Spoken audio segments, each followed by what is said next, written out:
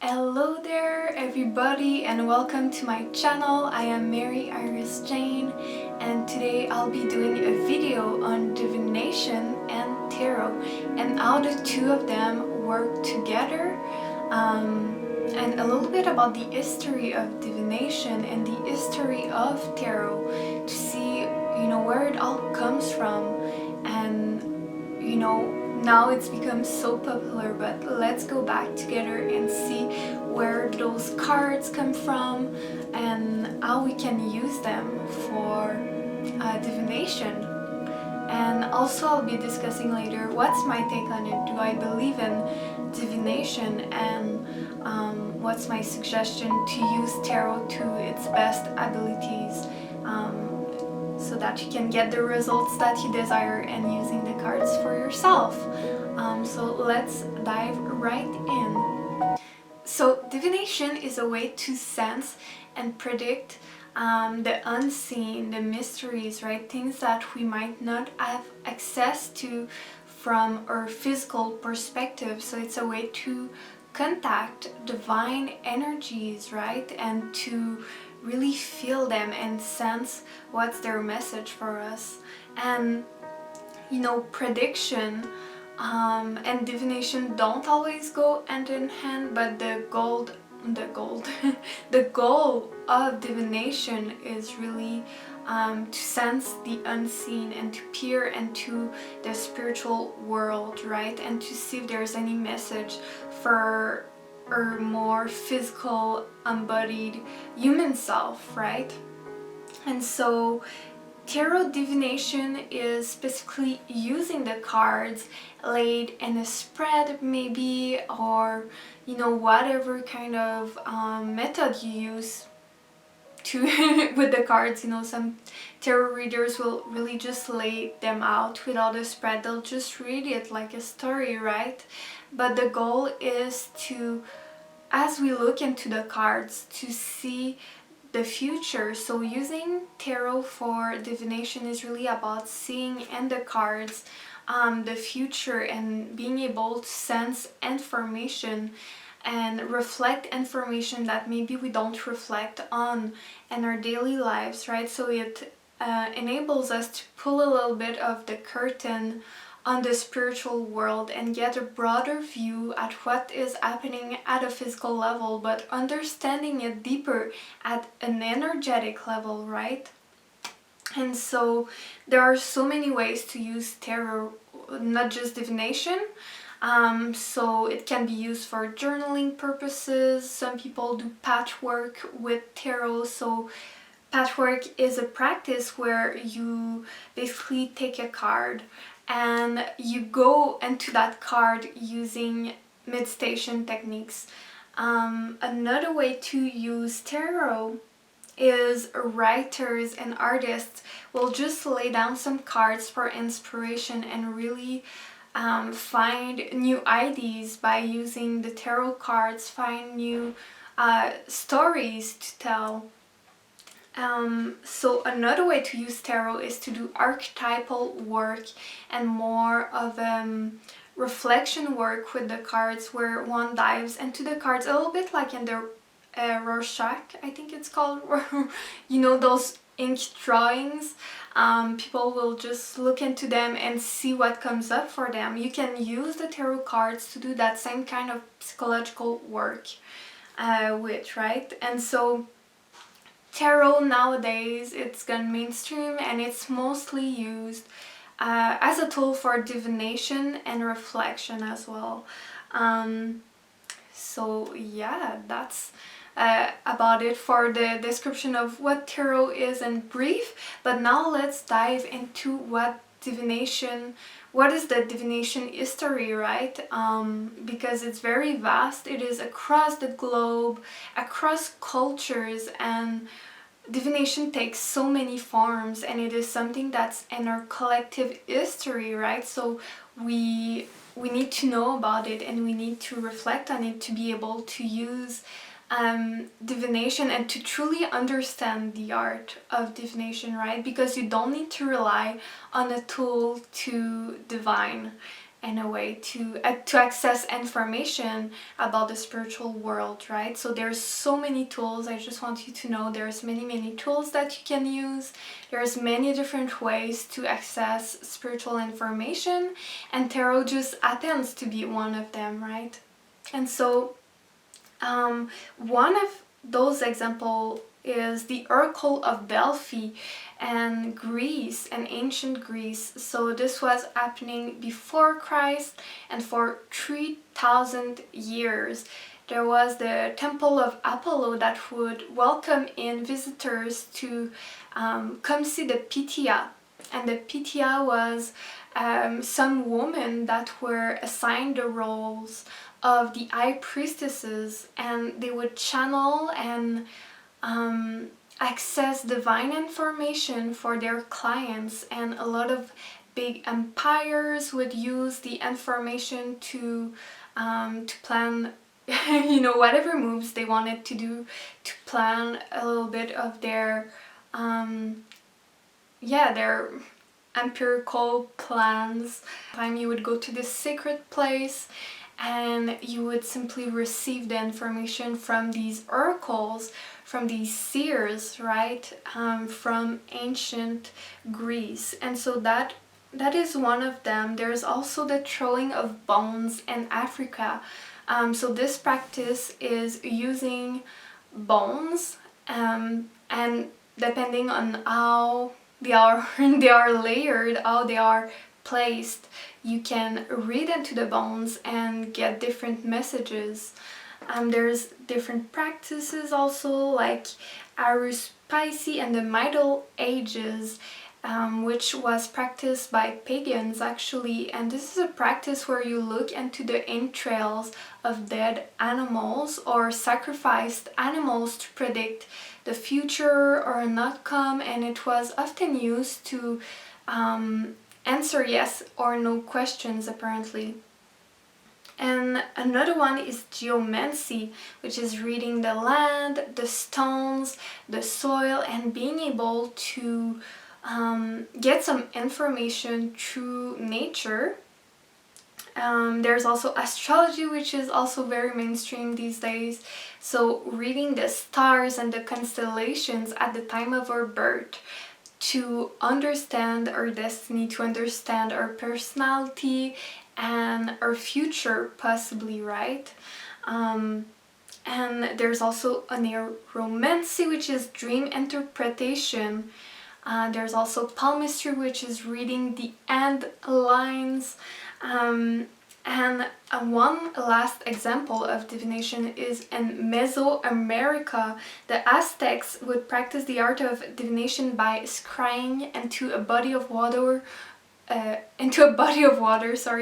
or into a mirror, right? So they would get visions and sensations by looking or gazing into a reflective surface. So that was another one of them. So as you can see, it's very diverse and there's so many ways to use divination, right? And so from this we can understand that divination is simply using a medium and to which we reflect and to which we receive information, right? So tarot is a tool through which the spirit or the soul can reflect itself, and it enables us to get a wider perspective, maybe on mundane problems, things that maybe sometimes we can't see the bigger picture of. And so those divinatory practices enable us to take a step back and have a bigger look at what is happening in our life. So that is the main goal of divination. And also when clients come to get tarot readings from me, that is often their questions are, regarding the future, regarding their career, their love life, their living situation. And there's even people, that are looking to psychics and to intuitives, you know, for knowing things like, am I pregnant? When will I be pregnant? And you know, so everyone has all these types of questions that they're looking for answers, right? And so that's when psychics and intuitive readers and tarot readers come in. So as we continue forward, let's now jump into the history of tarot. And so this is going to be very brief, but just so you know, tarot started out as a playing card game, right? So it was simply four suits. You know, if you're looking at any card deck that you have at home, playing card deck, you'll see there's four different suits and different colors, and so that was what tarot was in the past. It was simply a playing game. And it's really in the 15th century in Italy and in France that it started shifting a little bit. And what happened is that the creator of those tarot cards would depict the royal families or people that, you know, were high up in society, and they would depict those very people, those very families, and include them in the deck. So this is what is known as the court cards today. So back in the past, the court cards depicted real people. It is only in the 16th and 17th century that tarot was started to be used as a divination tool to peer into, you know, the unseen, to peer into energies beyond the physical realm, right? And it was called cartomancy. So that is the art of divination, especially applied to the tarot cards, cartomancy. And some people even use the playing card decks, you know, to divine. Even today, some people will just use a playing game deck and just divine with it. So it is totally possible. And it is really in the 20th century that the occultists of the Golden Dawn started to assign specific meanings to each one of the tarot cards. And so that is really when tarot as we know it today and as we use it, right, with the major arcana, the minor arcana, the four different suits and court cards, that's when it started to become a system to read with. So it's in 1909 that the famous Rider-Waite-Smith was first released and published. So that is, you know, 111 years ago, or 112 years ago actually. So the Rider-Waite-Smith deck, you know, is a century old basically today, and now it has gone mainstream, the tarot. So in today's contemporary world, divination has lost a little bit of its sacred aura, right? We don't necessarily go to sacred places anymore to you know, go see a psychic or an oracle or a seer in person, especially with the pandemic right now. But divination has lost a little bit of a sacred aura, right? We think of divination, we often think of those psychic shops in town with neon lights, and you know, we often feel like divination is not what it used to be, even though we have some really lovely psychics and intuitives and the community that are really ethical and that are accurate. You know, there's a decrease a little bit of our connection to our sacred origins, right, and to those sacred spaces and to the honoring of spirit in general in our society. So in my experience reading tarot for a few years now, I've really noticed that people come to have a tarot reading a little bit sometimes out of desperation, right? A little bit out of trying to figure something out from a really mental level, or trying to understand something difficult that's going on in their life, right? And So I've noticed that there's a little bit of a desperate need to answer some questions that come from ego. And I just want to make a little note here and say I really don't believe that the ego is, bad or anything like that. I think it's really awesome to have an healthy sense of ego, actually, to protect ourselves, and it is there for a reason, right? But I have noticed that especially when using tarot as a tool for divination, it is really easy to fall into the need to have an answer and to have a clear yes or no answer, and the need to have our future kind of tucked nicely into a little box and presented to us, and presented to us in a way that says, look, you're gonna have everything you want and everything is good. And the problem when we use divination to simply validate to us the future that we would like to have is that we don't open to further possibilities about our future. We don't open to maybe some shadows that we're going through right now. Maybe we're not really seeing our emotions, maybe we're not really acknowledging the full picture, right? And so I think it is really important when using tarot as a tool for divination that we remember that it doesn't need to always be a prediction about the future. And what I've noticed in my own practice reading for myself and for others is that my best readings I've done are always tied into the present moment. So what it means is that we don't just look into the future that is picture perfect, or into specific topics, right? Of course, we can look at career, love, different specific questions that people have. But what I find most amazing about tarot is that it can tie all of that together, and it can present to us a whole picture of shadow and light. It can especially call us out and spots that we maybe don't see. It can especially reflect to us when there's something that we don't want to see, right? And so for me, tarot is really a mirror to peer into and to look into our psychological state, into our subconscious, and to really have a whole picture and to understand that anything that's in our energy field is reflected in the cards.